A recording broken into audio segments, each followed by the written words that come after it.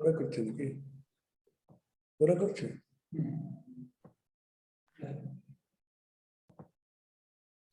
सबको मेरा सादर नमस्कार। मैं डॉक्टर प्रणव कुमार प्रज्ञानम जेएनयू के आप सबका हार्दिक स्वागत करता हूं।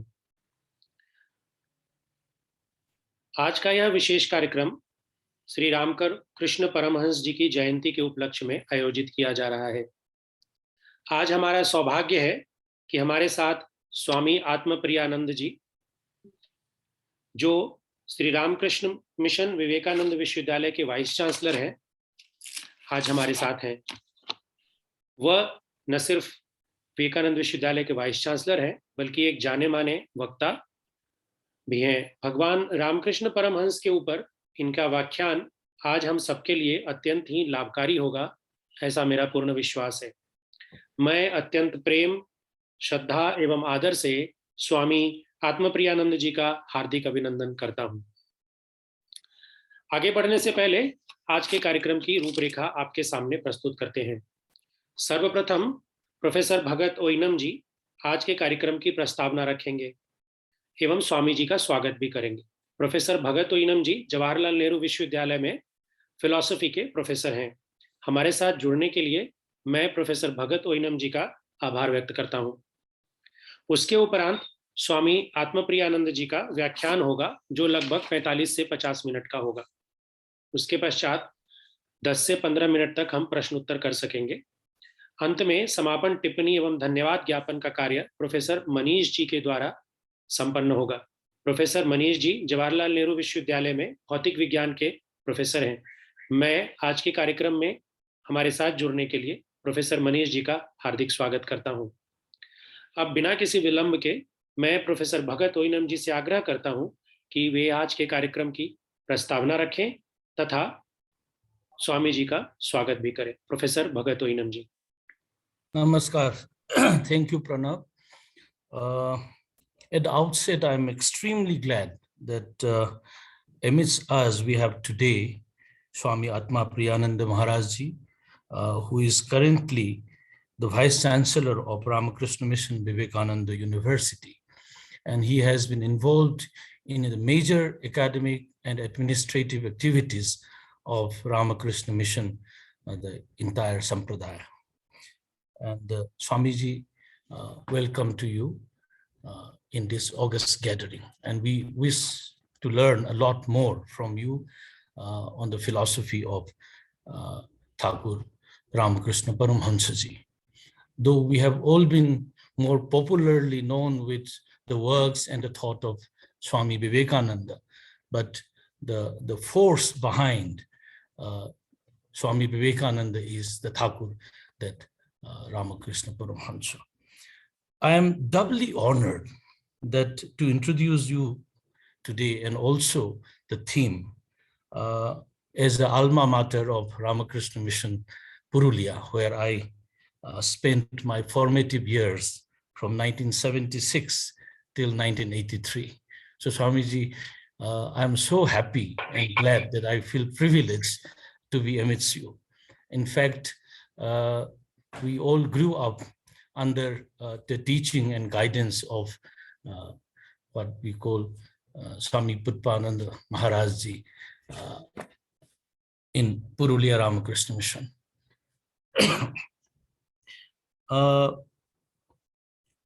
We all had been studying in our philosophy departments and also in the intellectual discourses, works and life of Swami Vivekananda. But very little we had been emphasizing or working on the works of Sri Ramakrishna Paramahansa. And that is, in fact, I must congratulate the JNUTF to take this forward, that the forces, the guru behind the works, the great work of Swami Vivekananda, the force that moved this man, what you call Narendranath Datta, to Swami Vivekananda, was none other than Ramakrishna Paramahansa ji. So it was without Thakur that Vivekananda would not have come up. He would have remained as Narendranath. That is my humble submission that we all learned. we also know that Thakur Ramakrishna Paramahansa was born in Hooghly district of Bengal on 18 February 1836, and a very short age of 50 years that he left the mortal body. But leaving the mortal body behind, what he has left is the legacy, the thought, the spirit that has taken us all across the world, his philosophy. If I have to briefly mention, of course, we will be learning from Swami Atmapriyananda ji, but one of the major focus in the philosophy of Ramakrishna Paramahansa is what I call the philosophy of multiple discourses. In this age today, when you find religion, philosophies deeply entranced with ideological positionings, and where you say that my religion is the only one, my religion is the best religion, my philosophy is the best philosophy. It was, in fact, Swamiji will correct me if I'm mistaken, that Thakur used to say, Joto mod, toto pod. As many thoughts, as many ways, as many paths that you will find. So we have to recognize the importance of what you call our thought and the plurality of thinking. And that is what Ramakrishna Paramahansa ji has been emphasizing on. And that also created Swami Vivekananda, who in the World Congress of Religion in Chicago never said that my religion is the best. In fact, he recognized the importance of every religion, but he comes to tell the story of Hinduism. And that is the beauty of thought that Swami Vivekananda learned from Ramakrishna Paramahansa ji. I will not take much more time to introduce this theme to come between you and Swamiji, but let me problematize a couple of issues which I'm expecting Swamiji to tell us, clarify us. At least this is for my personal understanding, that my reading in Ramakrishna Mission was of one way. But after I came out from Ramakrishna Mission, started reading philosophy, what I heard and learned, and I'm not still sure, and that is what I want to hear from you, Swamiji, is that Ramakrishna Paramahansa was a legacy which was a combination of multiple thought processes of Vedanta on the one side, Shakta and Bhakti on the other side, and also the Tantra that I had been hearing, that he was deeply entranced into Tantric philosophical tradition. But Swami Vivekananda was largely focused into Advaita Vedanta. So I was wondering that in this whole tradition of multiplicity that you find in Thakur, and the emphasis on what we often say practical Vedanta in Swami Vivekananda, was there a shift from the Guru to the Shishya? Or was even the writings that I have read, was that even Shishya was also trying to influence Thakur to go more towards the Vedanta than onto the Tantra? That is what I would like to learn. And finally, I would submit that if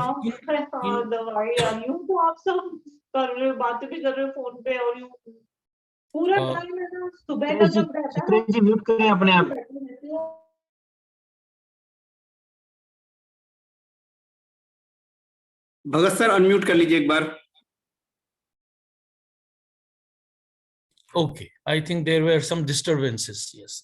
So final point that I would like to make, and perhaps Swamiji will agree with me, that if the Indian classical intellectual tradition is divided, or at least it is practiced in two ways of what you call Acharya Parampara and Guru Parampara, I thought Ramakrishna Paramahansa is a symbol of that Guru Parampara, where the legacy of his thought was embedded in the life living and teaching of all his disciples, through which Ramakrishna Mission as an institution, as a movement, is still alive today, going to the nooks and corners of every part of this country and the world.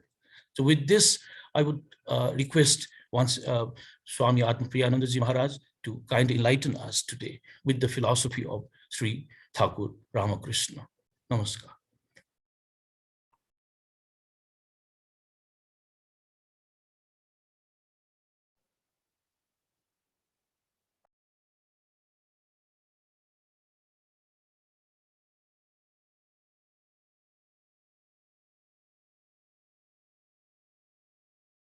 Pranab, Swamiji is there, right?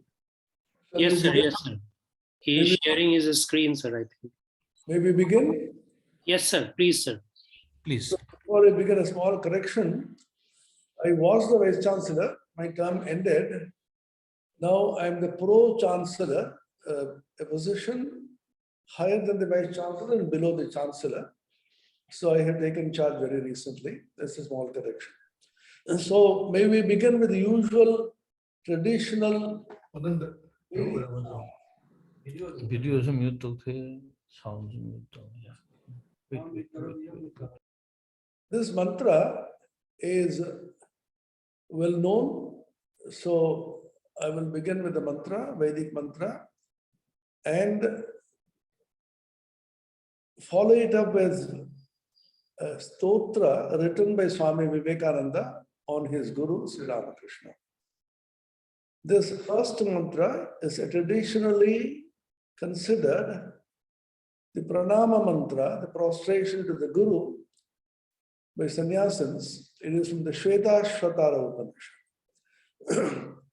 Om yo brahmanam vidadhati purvam yo vai vedanscha prahinoti tasmai tam hadevam atma buddhi prakasham mumukshurvai sharanamaham prapadye nishkalam nishkriyam shantam niravatyam niranjanam amritasya param setum dagdhen dhanamivanalam Om Sato Ma Sadgamaya Tamaso Ma Jyotirgamaya Prityorma Amritam Gamaya Aviravirmayedhi Rudrayatte Dakshinam Mukham Tena Mam Pahi Nityam Om Shanti Shanti Shanti Om Shakti Samudra Samudsatarangam Darishita Prema Vijrumbhitarangam Samshaya Rakshasa Nasha Mahastram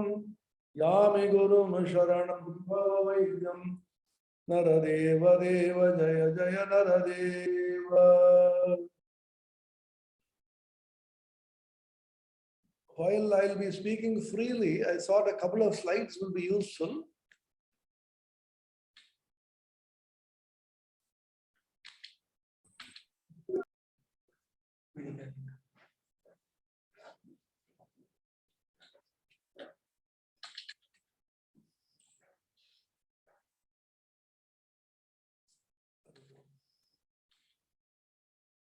I'll begin with this slide because the professor, the Bhagavatji who introduced me, raised a very interesting question about Swami Vivekananda vis-a-vis Sri Ramakrishna. We know that Swami Vivekananda himself mentioned hundreds of times in his life that without his Guru Sri Ramakrishna is just nothing. Leaving him alone, he said, "What am I but a bundle of foolish, selfish emotions? I owe everything to my divine Guru Sri Ramakrishna." Now, what was Swami Vivekananda? His philosophy, his teachings, which, as the professor said, is largely Advaitic and Vedantic. Whereas, you can see that Sri Ramakrishna practiced all religions, and within Hinduism, all the sects of Hinduism, he was fascinated by the tantric practices and philosophy, Shakta, Vaishnava, Tantra, and of course Vedanta. So why is it Swami Vivekananda appears to be overemphasizing, as it were, the Advaita Vedanta? The answer is very simple. Swami Vivekananda emphasized only that which is universally applicable and acceptable to all of humanity. Certain practices within Hinduism are esoteric and they may not have a universal appeal.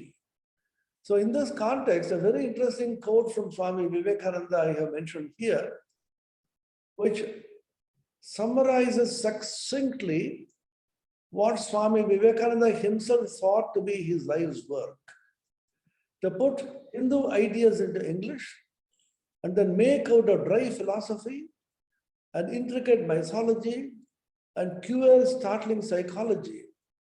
A religion that shall be easy, simple, popular, and at the same time meet the requirements of the highest minds is a task only those can understand who have attempted it. The dry, abstract Advaita must become living, poetic in everyday life. Out of hopelessly intricate mythology must come concrete moral forms. And out of bewildering yogism must come the most scientific and practical psychology. And all this must be put in a form so that a child may easily grasp it. That is my life's work. So you can see here of Swamiji, Swami Vivekananda, extracts the essence of the various ideas in Hinduism and the Advaita philosophy, which has become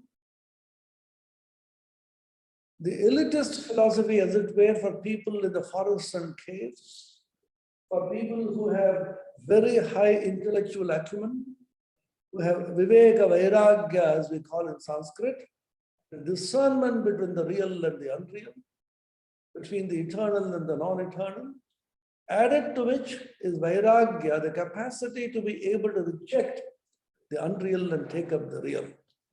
For such people is Advaita. Can it be practiced by everybody in everyday life? Can it become living, poetic, and for all the masses? Swami Vivekananda attempted it successfully, and he did it by reinterpreting, re-emphasizing, and rejuvenating this life-giving philosophy in a very, very simple form, devoid of the polemical underpinnings in which Advaita Vedanta was caught up after Shankaracharya. Bhagavan Shankara himself gave such a simple philosophy. Later on, the Advaitins, for various reasons, have been complicated to counter the attack on the Advaita by several other philosophers. So much so, Advaita became highly polemical, centered in arguments, and Maya or Ajnana became more important than reality or Brahman himself. Swami Vivekananda re-emphasized this philosophy to be Brahmavada and not Mayavada. The idea is very simple. Swami Vivekananda said the Mahavakyas, Tattvamasi, Aham Brahmasmi, Prajnanam Brahma, Ayamatma Brahma, the four Mahavakyas from the four Vedas, are simple identity statements of the individual and the infinite, which simply means you are not the psychophysical complex that you identify yourself with. You are not small little entities. You are that infinite self. Assert this, think about this, dream of it, power will come, glory will come, all that is good and great will come when this little self knows and realizes infinite capacity. Even if it imagines it, leave alone realization, that gives tremendous power. So psychological boost during these days of the 2 years of deadly pandemic, which has devastated the psyche of most people, the Advaita philosophy will come and tell you, you are not suffering. Actually, the body and the mind may suffer, but you are the infinite self. Come on, assert your real nature. Don't weep anymore, don't be depressed. Swami Vivekananda said, Kinnamarodisha saketvai sarvashakti amantrayasya bhagavan bhagadam swarupam Trailokyamedadakhinam tava padamule Atmaivahi prabhavate na jadak kadachi. He wrote this stanza spontaneously in the midst of the letter. Kinnama rodishi sakhe. Oh friend, why are you weeping? Why are you depressed? Vai sarva shakti, all power is there within you. All the 3 worlds will be at your feet. Atman alone will triumph and not dull dead matter. However materialistic advancement that may have, however maybe the wealth that you accumulate, however much you accumulate all the weapons of war, unless your heart becomes clean of violence, unless you transcend the limited self and realize yourself as the infinite, you can't have peace. This is the eternal message of the Indian wisdom enshrined in the Upanishads called Vedanta. Swami Vivekananda revived it and rejuvenated. Brahman has been described in so many ways in the Upanishads. We know the famous definitions. Taittiriya Upanishad says, Satyam Jnanam Anantam Brahma. The infinite self called Brahman is Satyam, truth, Jnanam, knowledge, Anantam, infinite. Vijnanam Anandam Brahma, Vedaranyaka Upanishad. Vijnanam, special knowledge, intuitive, higher understanding. Anandam, joy. Brahman is Satchat Ananda Swarupa, absolute existence, knowledge absolute, and bliss or joy absolute. These are well-known definitions which have been emphasized, re-emphasized, talked about, described by Shankara and so many Advaitans. There's a small sentence in the Brihadaranyaka Upanishad, Yajnavalkya Janaka Samvada, dialogue between the king Janaka and the Rishi Yajnavalkya, in which Yajnavalkya blesses the Rishi, he blesses this king, his disciple, by saying, Abhayam vai Janaka Prapto, see, Abhayam vai Brahma. O Janaka, you have attained to fearlessness. And Brahman is Abhaya, fearlessness. Swami Vivekananda emphasizes this aspect of Brahman. Don't fear, don't be afraid of anything. Face calamities, face challenges, face all difficulties, and you shall conquer them because you are that fearless infinite self. This was done by the Gita Acharya, Bhagavan Sri Krishna, to Arjuna. He gave him a tremendous psychological therapy based on Vedanta. When somebody is depressed, somebody wants to run away from his duty, what do? You encourage him. Nowadays they talk about motivational talk. It's become very common nowadays for managers. You talk and talk, and the motivator is also in the end depressed, and you are also depressed. No amount of talk can get you away from depression. Only the power of the Guru and the scripture can you get out of depression. So what did Sri Krishna do? If you read the Bhagavad Gita, the beginning of the 2nd chapter, for example, at the end of the 1st chapter, Arjuna threw away his bow and arrow. This is Sasharam Chapam, Shoka Samvigna Manasa. Shoka Samvigna, completely depressed, deeply sorrowful, threw away his weapons and said, Nayotsyaiti Govinda Muktva, Tushnim Babu. O Govinda, O Krishna, I shall not fight. And simply sat down, absolutely depressed. What did Sri Krishna do? He did not give a motivational talk. He did not sympathize with him. This is very strange. Normally when somebody says, oh, don't be upset, we are all here for you, you wipe your tears and pat him on the back, give him some medicines. What does Sri Krishna do? He took his whip and whipped him. And spoke such words which will rouse Arjuna to his real nature. Klebhyam masmagamah partha naitattvai upapadyate shudram hridaya daurbalyam tektot tishtaparantapa. Oh Arjuna, you are behaving like a eunuch, Kliva, Napumsaka. Arjuna was the greatest of warriors in those days, so manly, so powerful. And to call Arjuna a cleave is worse than death. This does not become you, Arjuna.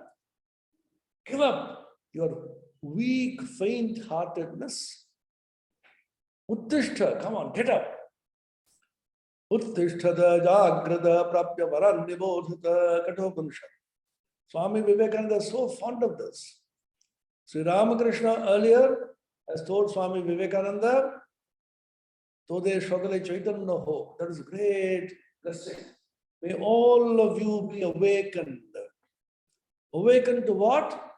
Awakened to their divine consciousness. You are that infinite self, that consciousness is within you.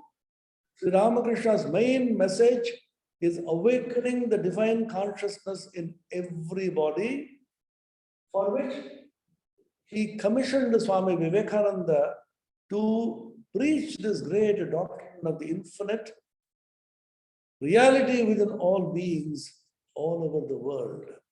He said, Naren will teach people inside and outside India. He will call people to manifest their divinity. Swami Vivekananda wrote in a letter in Vedita, what is my motivation? What do I want to do? He says, my ideal indeed can be put in a few words, and that is to teach people their divinity and how to manifest it in every movement of life. Every movement of life should manifest your divine higher self. Shudram hridaya daurbalyam tektot tishtaparantapa. Give up your faint-heartedness and come on to the next. Now, we are talking about Sri Ramakrishna as an embodiment of harmony. Just a few ideas I want to give. There are many, many more. The first extremely important harmony that he spoke about and lived his own life is the harmony of the four yogas. Jnana Yoga, Karma Yoga, Bhakti Yoga, and Raja Yoga. Jnana and Bhakti are not two different paths. Steadfast devotion to Saguna Brahman, Ishvara, God with form and with qualities is called Bhakti.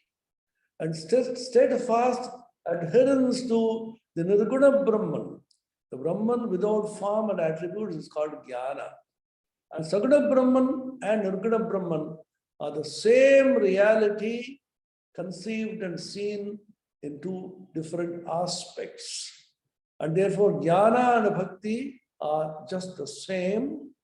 And then you have the Karma Yoga, which is selfless love service, and the Raja Yoga.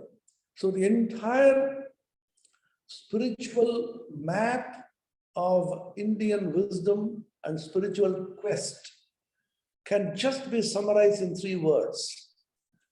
You ask the question, Koham, who am I? Kaha, aham. And in the path of Jnana, you end up with the conclusion, Soham, I am that infinite self.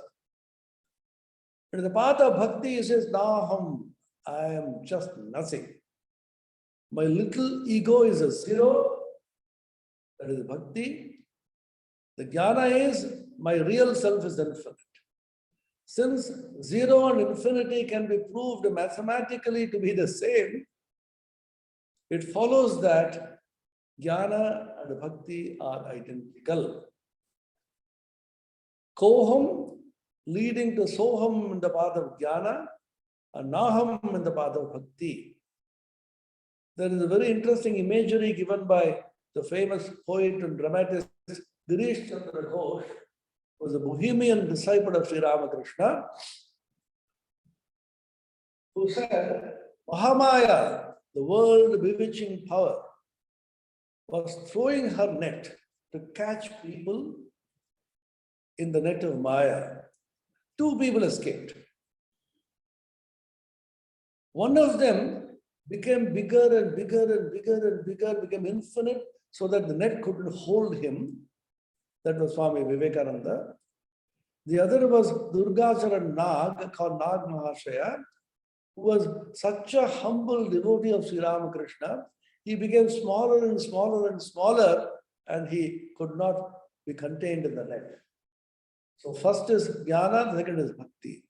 In bhakti, you assert your real nature as the infinite, so Mahamaya can't hold you anymore.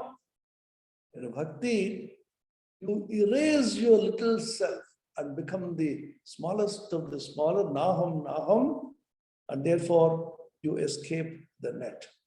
Since zero and infinity are the same, naham, naham, and soham, soham are the same, jnana and bhakti. And Swami Vivekananda later on derived the harmony of religions as a corollary to the harmony of the 4 yogas. This is a very interesting idea that Swami Vivekananda elaborates in 2 famous lectures. Those of you are interested can refer to the 2nd volume of Swami Vivekananda's complete verse, in which he talks about the universal religion. The first lecture is ideal of universal religion. The second lecture is the way to the realization of the universal religion. Swami Vivekananda says, each of the religions is based upon certain fundamental doctrines. Buddhism, for example, is more inclined towards jnana and yoga. It's a kind of meditative process. If it were not for the acceptance of karma and punarjanma, the philosophy of karma and rebirth, reincarnation, Buddhism would not be a religion at all. It would be a descriptive psychology. So Buddhism is more towards introspection, meditation, analytical thought, jnana and Raja Yoga combined. And Christianity and Islam largely talk about surrender to God. Islam itself means I surrender to God. I take the gods of the supreme reality. My little self, I completely surrender. That's why they always pray with folded hands like this. That's why my little ego, the gesture means I take my little self, my body, my mind, my intellect, all that I call my and mine, I take them, oh Lord, I offer them at you. Naham, naham, tuhu, as Sri Ramakrishna always used to say. Naham, naham, not I, tuhu, but thou, Lord. Erase yourself. That is Christianity and Islam, largely. In Hinduism, we have a huge variety. Hinduism is so difficult to understand because of the complexity and the variety. In a sense, it includes all religions, not in a fanatical sense, but all the possible religious ideas of all humanity is completely subsumed or contained in a huge basket called Hindu religion. Now, in the advertisement, you can see the big basket. So Hinduism is the big basket, or you can call it the supermarket, the supermarket of religions. Everything is available there. You go to a supermarket. Those days, once upon a time, there used to be several shops devoted to certain goods. In Calcutta, which is one of the oldest of cities, you have an entire street devoted to books. It's called Boipada. That means books and books and books will be available. There's one place where everything is jewelry, diamonds and gold. The entire place will be full of that. Or you go to vegetable shops. The whole thing is only fresh vegetables. Or you go to fruit shop. They're all separate compartments. Now, because of the harmony which Swami Vivekananda preached based on Sri Ramakrishna's teachings, we no longer have separate divisions of books or vegetables or jewelry. Everything is available. It is just like you go to a restaurant. Non-vegetarian is available, vegetarian is available, South Indian food, North Indian food, Punjabi food, Hong Kong food, Japanese food. This being, or for example, Calcutta being the old city in which so many cultures thrived, that are thriving. If you want Hong Kong food, Singapore food, Chinese food, everything will be available. Now, the latest concept is a huge restaurant in which all food is available. You go there and say, can we have some idli, the South Indian? Yeah, you go to the third floor. The entire thing is now devoted to South Indian food. Can I have some sandesh and rasgulla? You go to the Bengali, fourth floor.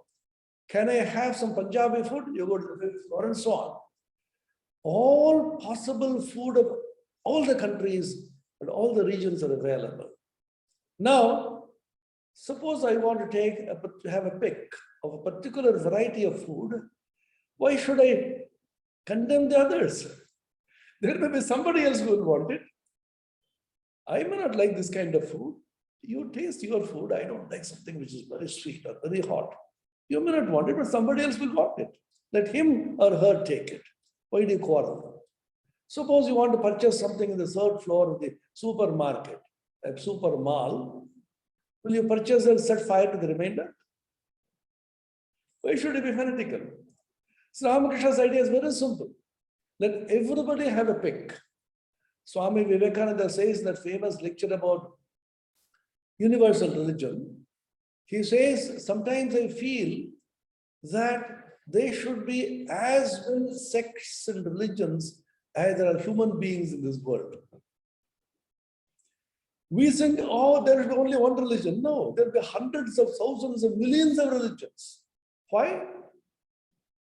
Because then every human being will have a path to salvation and liberation. Remember, human minds are all different. They are differently made, differently constituted. But in and through that, there is harmony. This is the Hindu concept of unity in diversity. Celebrate diversity, not only accept it. Swami Vivekananda talked about, we do not only believe in tolerance, we believe in acceptance. It's translated as not only Sahishnuta, tolerance, but Grahishnuta, acceptance. You actively accept all religions, all paths, all faiths to be true. Why? Because there shall be somebody who will be benefited by that. I'll give an example in Sri Ramakrishna's own life. There is a sect in Bengal called Kartabhaja. Kartabhaja are people who practice religion in the tantric way. They think that through enjoyment of a woman, enjoyment of wine, etc., one can ultimately reach the highest spiritual goal. The peculiar philosophy, the idea is, since human beings are given the enjoyment, don't tell them not to enjoy. They shall not be able to do it. You tell them, you enjoy a little, but in and through that, remember God and enjoy. There is a Bohemian disciple of Girish Chandra Ghosh, which I mentioned. He was a drunkard. Sri Ramakrishna never told him, give up drinking. He said, you want wine? Oh, you come to me. I have a brand of wine which will give you intoxication instantly, a few drops. Then Girish Chandra Ghosh said, what? I have tasted all kinds of wine all over the world, all brands. I've never seen this kind of wine. Then Sri Ramakrishna said, what is that wine? That is the wine intoxication of God's name. He used to sing a very interesting song written by Kamalakanta. He says, oh mind, comparing the mind to be a bee. Oh mind, like a bee, you sit on a flower and sink and sip the honey, the divine honey. Why are you going behind the small little flowers which offer you only enjoyment of woman and wealth and so on? Vishayamado tuchholo kamadi koshum sakale vajlo amar manu pramara shama pada nil kamale shama pada nil kamale kali pada nil kamale vajlo amar. Very favorite song of Sri Ramakrishna, which says Kali, Shama, God's feet are compared to Kamala, lotus. In that there's a divine ecstatic honey available to you. You drink that wine. Then he said, I will give you that wine, you come to me. Girish Chandra Gaur was deeply attracted. He went there and tasted this divine nectar and completely gave up drinking. See, you should give an alternative. There's no point in simply telling people, telling children, don't do it. They shall do this. So give them something higher. Give them some alternative which is higher. This is Ramakrishna's harmony without disturbing anything, how the higher thing can be cultivated. Don't disturb what a person already has. This once again the Gita teaching. Na buddhi vedam janayed jnanam karma sangyana joshayed sarva karmane vidman uttas samacharan. Na buddhi vedam janayed, don't disturb anybody's faith. Perhaps he doesn't know, perhaps he is stupid, perhaps he is undeveloped. Don't call him so, all right, good, but still go a little higher, go a little higher. So Ramakrishna never condemned anybody. So with Kartavaja, they were practicing religion, spiritual practices, what is called left-handed way, Vamachara Tantra. It's called left-handed. The Panchamakara, they say, Matsya, Mamsa, Madhu, Mudra, and Maithuna. These are the Panchamakara. So Swami Vivekananda, Narendranath, a firebrand young man, severely criticized them one day in his presence. Sri Ramakrishna listened for a long time. Swamiji himself says, look at the liberality of harmonious blending of all ideas in Sri Ramakrishna's life and teachings. He said the old man listened quietly. Swamiji used to give nicknames for everybody, including his own guru. He was called Budo, when the old man. He was not that old, but he died at the age of 15. But Swamiji used to call him old man. The old man listened for a long time and said, well, why are you so cross with such people? Are you sure that nobody has realized the infinite reality, God, through that path? It may be a dirty path, just like the path which scavengers in those days used to take.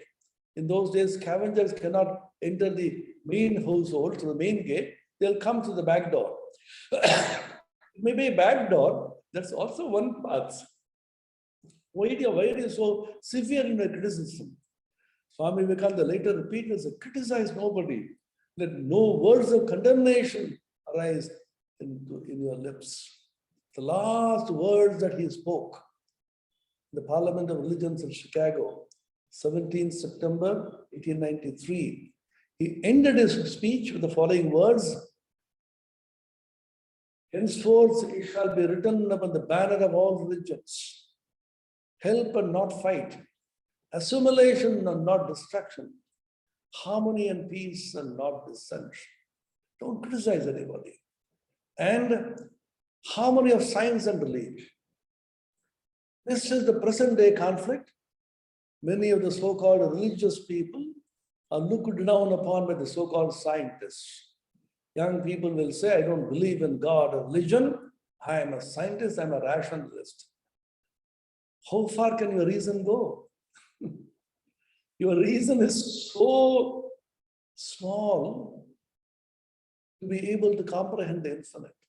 Scientists of the highest order also said, we don't understand so many things about science, the great mysteries of science. Einstein said, which is last exam.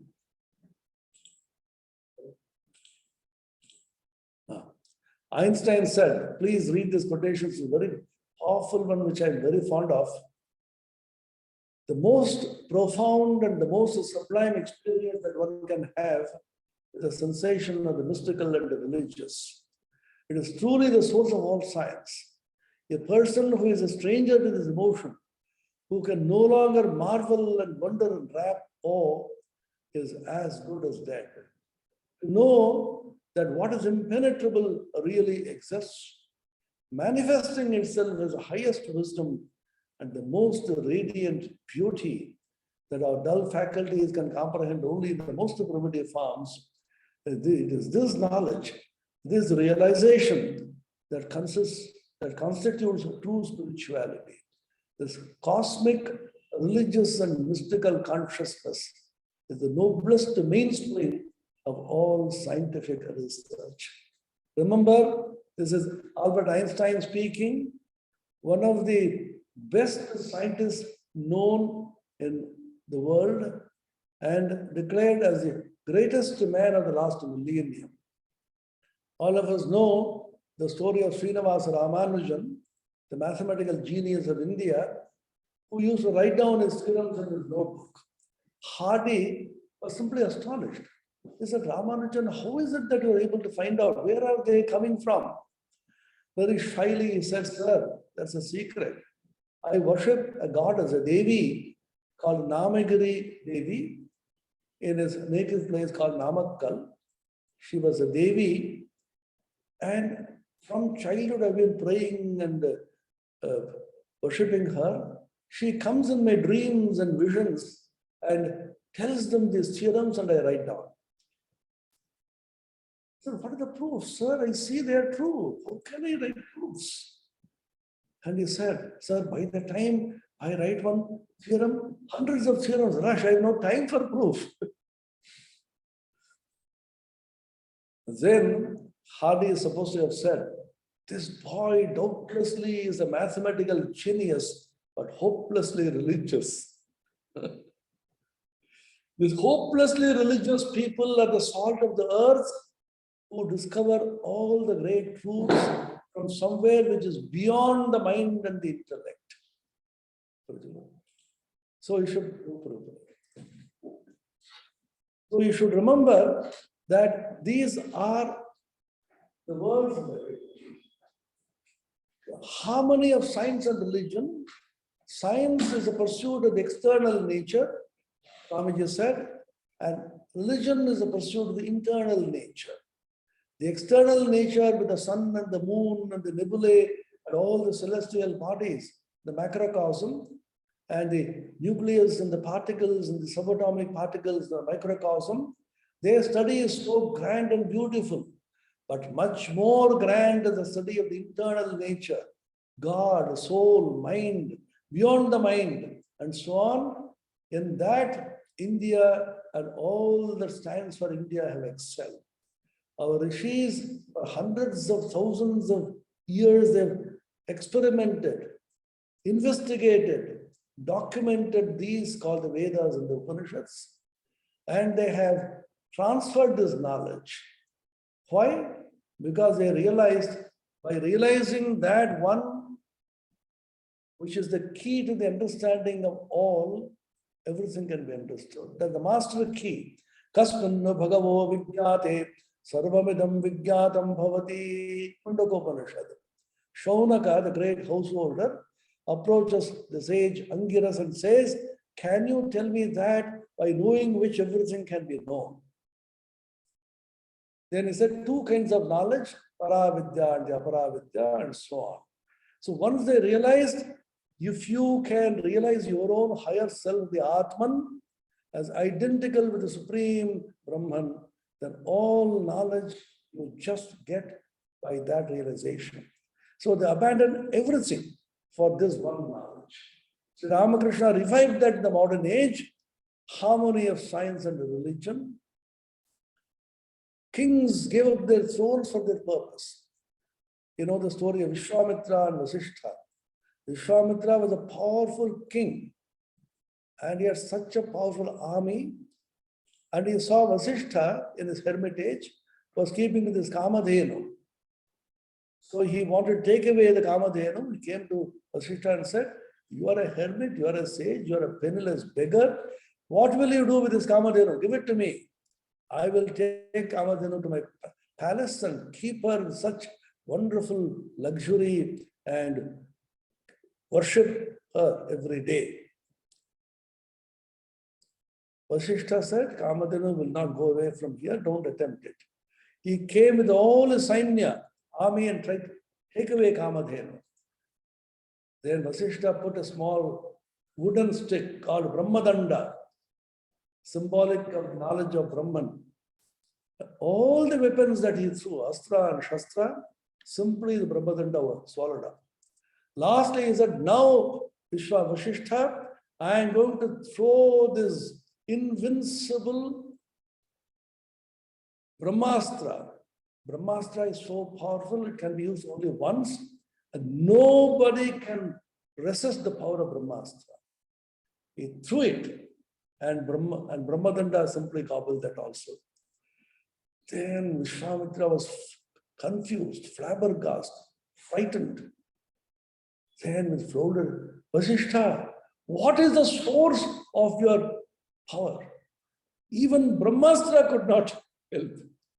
Then the famous statement which he made, that is the bedrock of Indian spiritual Bharatiya Samprada, Bharatiya Adhyatmika Uttaradhikara. What is that? Dhik balam, Khatra balam, Brahmadejo balam balam. Fie upon this Khatra bala, your sciences and your technology, all the money power that you have, all that is only tinsel, only dust before that Brahmadeja, which is the real power. Swami Vivekananda, following Sri Ramakrishna, repeatedly said, "Arouse this Brahman within you." And that Brahman is not far away somewhere, sitting above the clouds. That is your own self. You are that self. It is just here. Manifest this power within. Because of ignorance, we are unable to realize it. So this harmonizes secular and the sacred. What we call the secular is the usual sciences and arts, etc. in study. Dharma, artha, kama, usually we consider it as secular. Money, wealth, pursuit of wealth, enjoyment, all that we consider secular, and moksha is considered sacred. Chaturveda Purushartha. This is called Abhyudaya, secular, and sacred is Nishreyasa.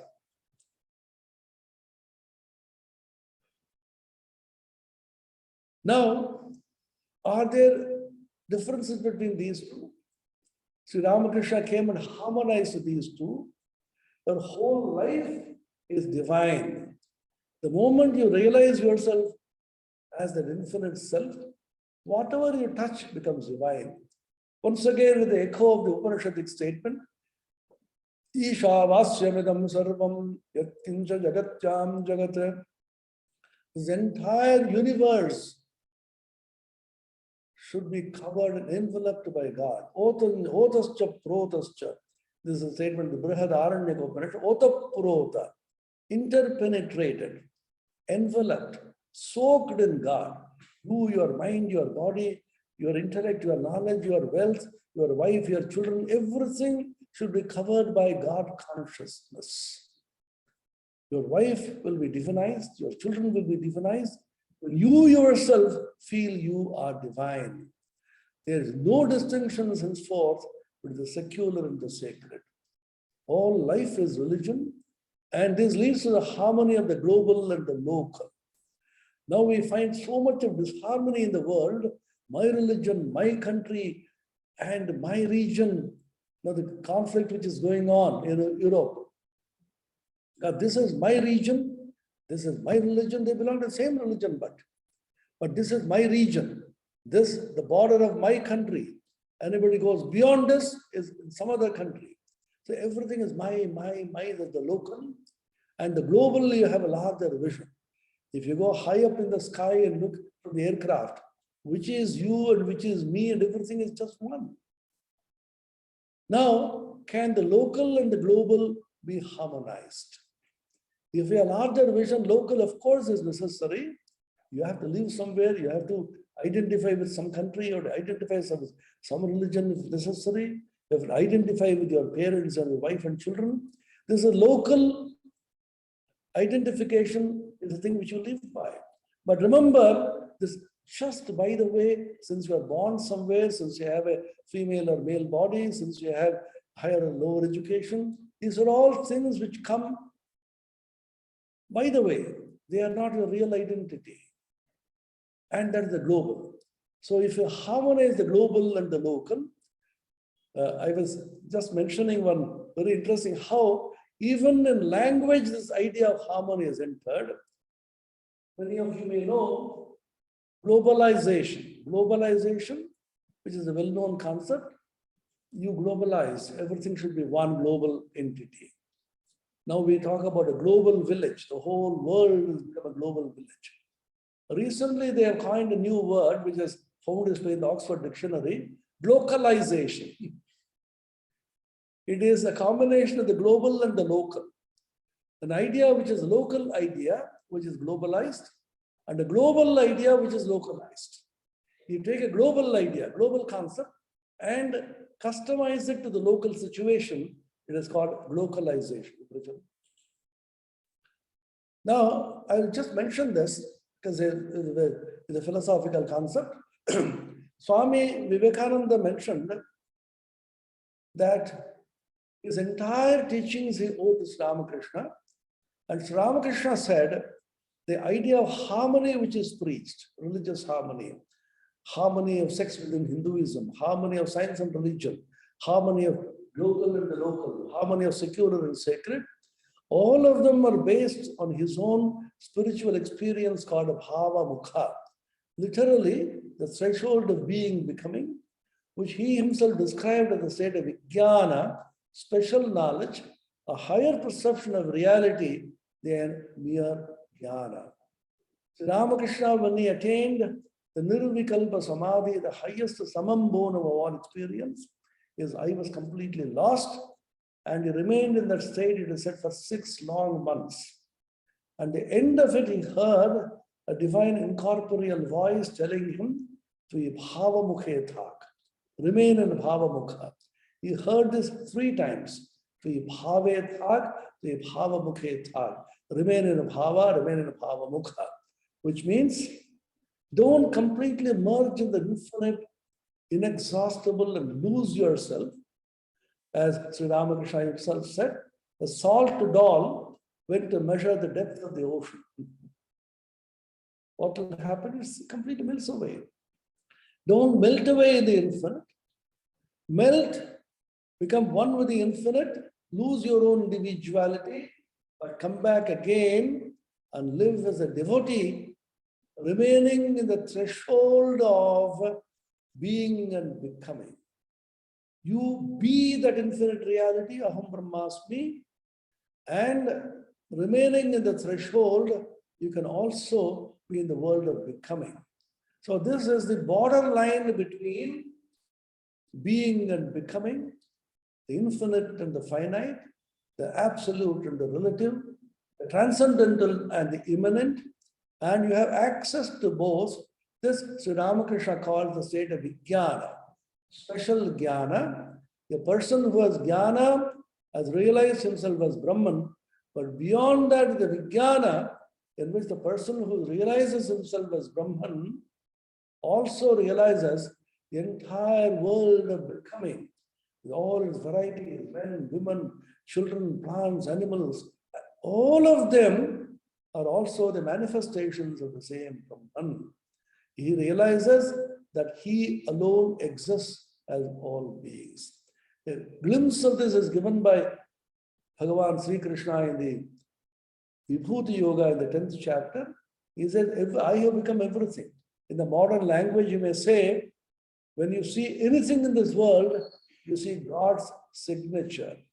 When you see the moon and the sun and the plants, or even a mosquito which is coming and biting you, even this coronavirus which has come to you has signature of God. God has signed there, oh Corona, Oh, COVID-19, I have created go and give a tight slap on both the cheeks of all men and women and ask them to behave.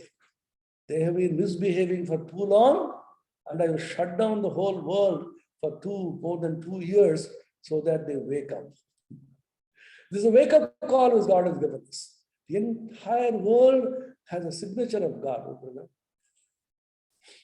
So I will conclude with this famous quote by Romerola.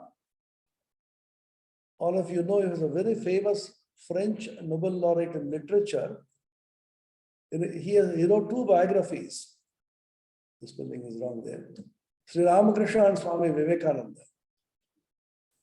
About Sri Ramakrishna, he said, the image of the man I here evoke is a consummation of 2,000 years of spiritual life of 300 million people.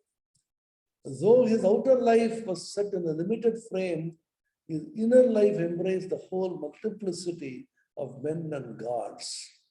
Swami Vivekananda said, in one lifetime of 50 years, he lived the entire spiritual life of 5,000 years of the whole world. Whether it's Christianity, whether it's Islam, whether it's Buddhism and Hinduism, whether it's Shakta, whether it's Shaiva, whether it's Vaishnava, whether it's Advaita, he embraced the entire multiplicity of men and gods, and he was always hungry to taste the beauty and the power of God. Sri Ramakrishna himself said, I'm a glutton in the spiritual field. All of you know who is a glutton. Glutton goes on eating. A glutton eats not because he is hungry, but the taste. He wants to taste something which is bitter, taste something which is sweet. French food, European food, and Hong Kong food, and Japanese food, and Chinese food, Bengali food, and South Indian food, North Indian food. All kinds of food he wants to taste and taste and taste. He is never satiated. His sense of taste never gets satiated. In exactly the same way, Sri Ramakrishna's sense of tasting God in innumerable forms. Once he says, I said, can you take me to your church? I want to see and taste the beauty and the power of God as Christians do in the church, as Muslims do in the mosque, as Jews do in the synagogue, as Hindus do in their temples and various places of worship. As human mind is trying to intuit the infinite in ever so many ways. If the infinite power is inexhaustible, then God's power, God's glory, and God's manifestation also should be infinite and inexhaustible. And the ways to reach him and to taste him should also be inexhaustible. So he said, Tini ananto tar jawar potho anant. He is infinite, and infinite paths to the same reality, and all of them lead to the same one God who is called by so many names in so many religions. His inner life embraced the whole multiplicity of men and gods. This was the supreme harmony which he practiced, not by choice, not on thought, just because he was restless to realize God in so many different ways. His holy spouse, Sri Sharada Devi, was once told by somebody, Sri Ramakrishna's greatest contribution is the harmony of religions. Sri Sharada Devi smiled a little and said, I don't exactly think that way. He did not do anything on purpose. He did not say, now I am going to prove harmony of all religions. I will practice Hinduism, then I will practice Christianity, then I will practice Islam. He didn't go that way. He was absorbed in God, restless for God, continuously like a glutton tasting God in ever so many ways. We call it harmony of religions. For him, enjoying God's beauty. God is infinite and absolute. Enjoy him in ever so many ways. You may say, children, they are never tired. Suppose you go with children, go for a train or a flight, etc. Trains sometimes are late. It will delay for 2 hours. And the older people are restless. They look at the watch again and again, move here and there, scold everybody in the world, including the government, including everybody. Look at the children, they're never tired. They go run here and there and then see this, see that, because they wonder of the world. This is a science. Science also, the quotation which I gave you just now, he who cannot wonder and wrap awe at this nature is as good as dead. A scientist looks at the wonder of God, wonder of the whole of nature. He looks at the sun and the moon and the stars and the planets on the one hand and the atoms and molecules and the subatomic particles on the other. And in agriculture, in biology, how the things are moving. This little virus with the tiniest of the tiniest of the tiny, and how many ways it can multiply and how many ways it can change itself, the variant. Why this virus is deadly is because it's a combination of Raktabija and Mahishasura. These are all the allegory in our scriptures.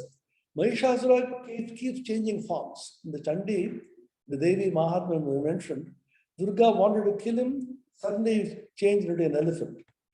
The elephant changed into a lion, and he changed to a Khadgapani, a person having a sword. So it keeps on varying, that the variant of this corona, COVID-19, they say there's a Delta variant, there's a Gamma variant. All the alphabets in Greek language have been exhausted. Alpha, beta, gamma, delta. Then delta plus variant, and it multiplies. Raktabija. One drop of blood falling on the ground from Raktabija, a terrible demon of the same power again is springs up. At one point of time, when blood started flowing from Raktabija's body, then millions and billions of Raktabijas were coming up. So all the devatas were frightened. Then Durga Devi said, Uvacha Kalim Chamunde Vistirnam Vadanam Kuru. O Kali, open your mouth wide. When I strike, don't allow the blood to fall to the ground. Simply gobble up and eat away. Swallow the whole thing. So Kali was moving in the battleground, the Ranakshetra, simply gobbling up things. Very interesting stories. But the allegory is anything which is constantly varying, anything which is constantly multiplying, you can't control it so easily. So we do not know all the great Nobel laureates, the virologists and the biologists all over the world, proud of their great knowledge, are completely beaten by the little virus.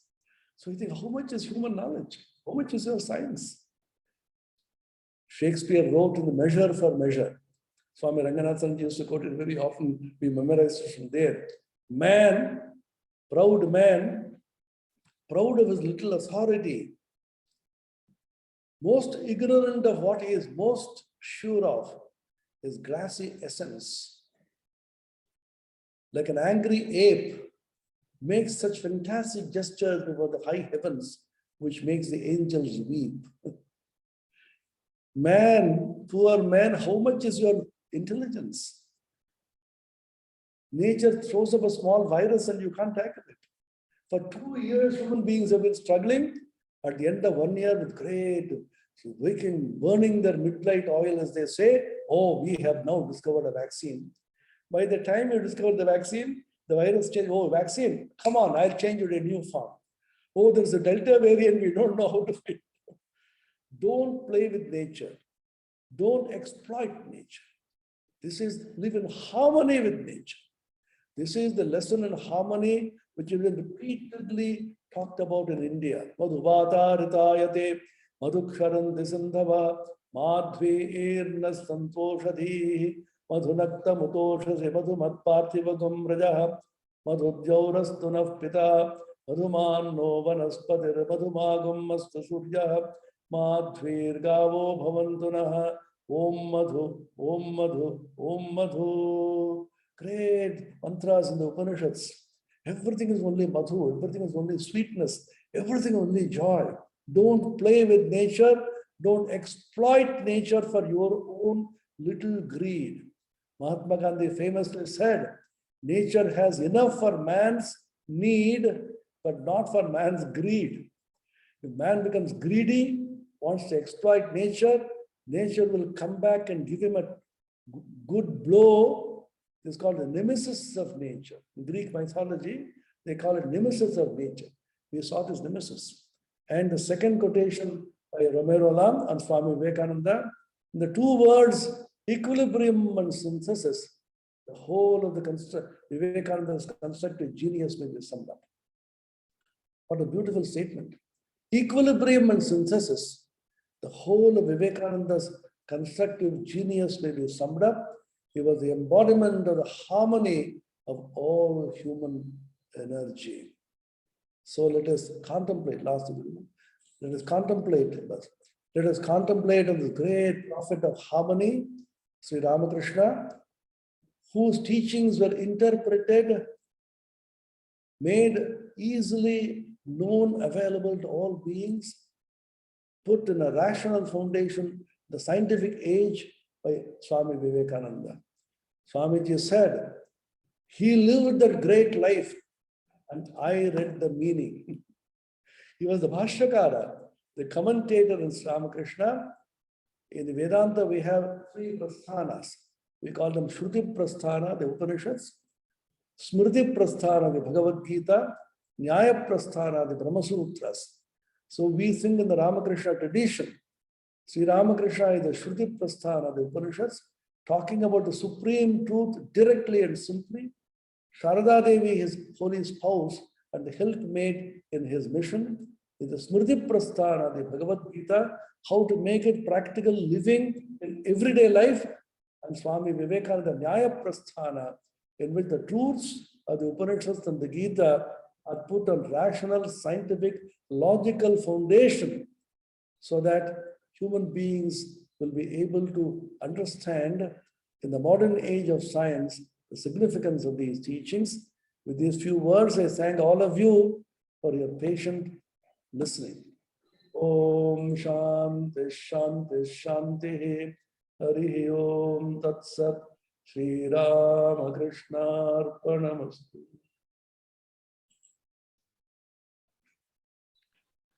Bharat के महान संत श्री रामकृष्ण परमहंस के व्यक्तित्व को इतनी सरल भाषा में हमारे सामने प्रस्तुत करने के लिए हम सब स्वामी जी के बहुत बहुत आभारी हैं. I can only say that we are so mesmerized with his talk that all the questions have withered away. Obviously, I have written some questions, but now there are no more questions because in the times of this crisis, that global crisis that we are facing, one is the pandemic and second is the global tension.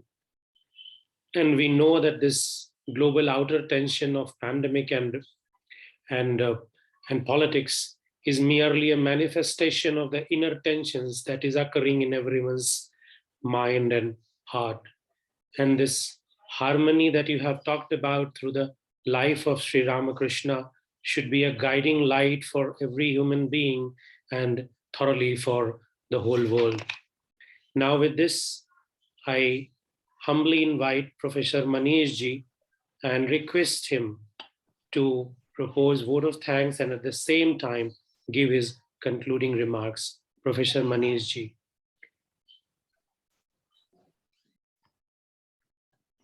Thank you, Dr. Pranav.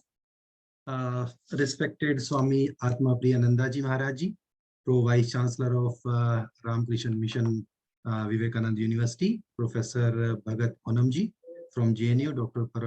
Pranav ji, my all other JNU colleagues, all the listeners who were enlightened today with Swamiji's lecture. Good evening to all of you. It is my proud privilege to propose a vote of thanks on behalf of all organizers of Pragyanam JNU lecture series and my own behalf in this special lecture. First of all, I extend my very hearty vote of thanks to today's invited speaker, Swami Atmapriyananda ji Maharaj. So he started his lecture with the Swami Vivekananda view on Swami Ramakrishna Paramahansa philosophy, and he has given many examples to tell us the philosophy of Swami Ramakrishna Paramahansa ji. He said when Arjun was not able to run the fight the battle of Mahabharata, Shri Krishna gave Arjuna psychological therapy based on Vedanta. When he get motivated, and Krishna asked him to go for the path of karma, and then he started the Mahabharata battle. Swami Ramkrishna Paramahansa always advised to all the person to awaken the divine consequence in everyone, and for this purpose he commissioned Swami Vivekananda and asked him, Narayan, teach people inside or outside India and try to awaken their divine consequences. He mentioned some fundamental harmony principle emerging from Sri Ramakrishna Paramahansa life teaching, including the harmony of 4 yogas, Jnana Yoga, Karam Yoga, Bhakti Yoga, and Raj Yoga. Ramkrishna Paramahansa always said, Naham Naham Tuhu Tuhu, means I am not only you. He said path of bhakti is realization of oneself.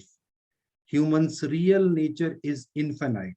It might be attained with only bhakti and Jnana Yoga are the same.